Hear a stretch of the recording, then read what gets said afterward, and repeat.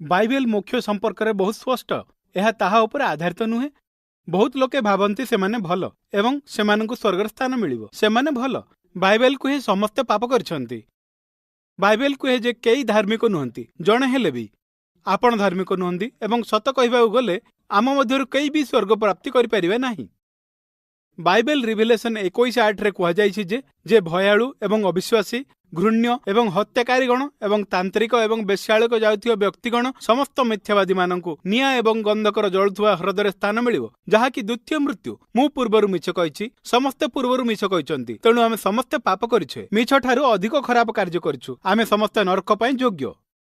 किंतु बाइबल कहे जे परमेश्वर आम प्रति तांकर प्रेम आशीर्वाद अर्पण करछन्ती। आमे पापी थिलु किंतु ख्रीष्ट आम पई प्राण त्याग कले। जीशु एही पृथ्वी को आसथिले कारण से हमको भल पाउथिले। बाइबल कुहे ख्रीष्ट थिले रक्त मांसरे गढ़ा, परमेश्वर रूपे प्रकाश होइथिले। से एक निष्पाप जीवन बिताइथिले। से कोनसी पाप करनथिले एवं निश्चित रूपे सेमान तांको पिटले, तांको उपरे छेप पकाइले, क्रूसबिद्ध कले। बाइबल कुहे जे से जेतेबेले सेही क्रूसरे थिले, से निजे हमर पापकु निज देहरे धारण कले। एहार अर्थ हैला जे पाप आपण करछन्ती, जे पाप मु करछि, सेही सबुर शास्ति से पाइछन्ती। प्राण त्याग पर सेमाने मृतदेह को नहीं गले एवं शरीर को समाधिस्थ कले एवं तांकर आत्मा 3 दिन 3 राति पाई नरक को गला। एक्ट्स 2:31। 3 दिन पर से मृतावस्थार पुणी थरे उठले। से तांकर शिष्य मानक हाथ रे थिबा गर्त गुडी को देखाइले। बाइबल रे बहुत स्पष्ट रूपे कुहा जायछि जे से आम पई प्राण त्याग कले। केवल आमर पाप पई मृत्युवरण करनथिले, समग्र विश्वर पाप पई। किंतु आमे रक्षा पाइबा पई किछि विषय रहिछि। बाइबल रो एक्ट 16 रो सेही प्रश्न रहिछि, रक्षा पाइबा पई मु कोन करबा उचित? से कहिले, तुमे एवं घर समस्त जीशुଙ୍କ उपरे विश्वास करो, तुमर रक्षा होई जिवो। से कहि नथिले जे एक चर्च रे जोग दियो रक्षा पाई जिवो, ख्रीष्ट धर्म रे दीक्षित हुओ रक्षा पाई जिवो, उत्तम जीवन यापन कर रक्षा पाई जिवो। ना, से कहिले विश्वास करो। समग्र बाइबल रे अति प्रसिद्ध पंक्ति जहार रेफरेंस कपर तळे लेखा जायछि, इन एंड आउट बर्गर। यह बहुत प्रसिद्ध अटे। यह समस्ते शुणिचंती। जॉन 3:16। भगवान दुनिया को एते भल पाउथिबारु से तांकर एकमात्र संतान को देदेले। जे माने तांको उपरे विश्वास कले से माने विनाश हेबा उचित नुहे, किंतु तांकर चिरस्थायी जीवन रहबो। चिरस्थायी अर्थ हैला चिरस्थायी। यीशु कहिले, मु सेमानंकु चिरस्थायी जीवन देउछि एवं सेमानंकर केबे भी मृत्यु हेबनी। केही व्यक्ति मो हातोर तांको छडाई नै पारिबेनी। बाइबल जॉन 6:47 रे कुए, मु जोर देई आपनकु कहूछि, जे मो उपरे विश्वास कले तांकर चिरस्थायी जीवन रहिछि। जदि यीशुଙ୍କ उपरे भरोसा करिवो तेबे अनंत जीवन पाइबो। आपण आपणक मोक्ष हराइबे नहीं। यह चिरंतन, यह चिरस्थायी। एकदा आपण रक्षा पाई जिबा परे, एकदा तांको उपरे विश्वास करिबा परे जहा हेउ ना काहेकि आपण मोक्ष हराइबे नहीं। जदि किछि जघन्य पाप करिबा तेबे ईश्वर मते एही पृथ्वी रे दंडित करिवे। जदि मु काहाकू हत्या कली, भगवान एहा उपरे निश्चय ही लक्ष्य रखिबे। जेपरि मु दंडित हुए, मते कारावास किंबा मृत्युदंड मिलू, जहा हेले भी एही जगत मते दंड दिए एवं मु जेपरि आहुरी दंड पाए, ताहा भगवान निश्चित करिवे। जदि मु नरक को गली तेबे भगवान मिछ कहले, कारण से कहितिले जे मो उपरे विश्वास करे तांकर चिरस्थायी जीवन रहिछि। एथिपई किछि लोकंक उदाहरण बाइबल रे रहिछि जे माने कि खराब कार्य करी मध्य स्वर्ग को जाइछन्ति। कोन से माने भल लोक थिले?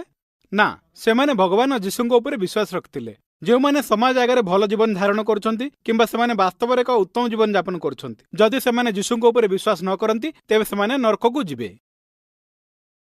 वर्तमान मु एक चिंताधारा उपर उपनीत होछि। गोटे विषय हेउछि जे मु आज निश्चित हेबाकु चाहे। जने शिष्यଙ୍କ द्वारा एक प्रश्न यीशुଙ୍କୁ पचारि जाइतिला एवं सेही प्रश्नटी एपरि हेउछि जे किछि लोकंकु बंचा जाई परिबो? ताहा एक उत्तम प्रश्न। ठीक, अधिकांश लोक रक्षा पाइले किंबा किछि लोक रक्षा पाइले। जो माने एठारे भाबुचंती जे अधिकांश लोक स्वर्ग को जाउछन्ती, संसार रो अधिकांश लोक स्वर्ग को जानती। अनुमान करंतु उत्तर कोन थिला? माथ्यू 7 रे से कहिले, सरू रास्ता रे प्रवेश करो, कारण गेट जेते चौड़ा हेले भी, जेते प्रशस्त हेले भी ध्वंस प्राप्ति दिग को नहीं जाई थाए। किछि लोक सही रास्ता रे जानती, किंतु सरुआ सही रास्ता, संकीर्ण सही पथ जहा उन्नति आड़ को नहीं जाए, आउ अल्प लोक ताहार संधान पाआंती। तापर से कहिले, जी मते प्रभु प्रभु बोली डाके से स्वर्ग रे प्रवेश करिवो एमिति नुहे, किंतु आम स्वर्गस्थ पितांक इच्छा पालन कले प्रवेश करिवो। से दिन मते अनेक कहिबे, हे प्रभु, आपण कोन हमर भविष्यत को गढ़िन? आपणक नाम ने डेभिल को घोड़े नहु? आपणक नाम रे अनेक आश्चर्य कार्य करिनु? तेबे मु स्पष्ट भावे कहिबी, मु तुमको जानि नाही। अधर्म कार्यर साधक दूरी जाओ। साधारणतः अनेक लोक प्रथमतः ख्रीष्टଙ୍କ ଠାରେ विश्वास रखନ୍ତି ବୋଲି दाबी करन्तिनी। भाग्यवशतः एठार थिबा अधिकांश लोक ख्रीष्टଙ୍କ ଠାରେ विश्वास रखନ୍ତି नहीं, किंतु विश्वर संख्याधिक लोक यीशुଙ୍କ ଠାରେ विश्वास रखन्तिनी। किंतु भगवान सतर्क कराई दैछन्ति जे माने ख्रीष्टଙ୍କ ऊपर विश्वास रखନ୍ତି, जे माने तांको भगवान बोली डाकନ୍ତି, अनेक तांको कहिबे आमे एसबु भल कार्य करिछु, आमे काहेकि रक्षा पाइबुनी। से कहिबे मो ठारू दूरे जाओ, मु तुमको जानी नहीं, कारण सेतिबाई मोक्ष केवल कार्य जोगु नुहे।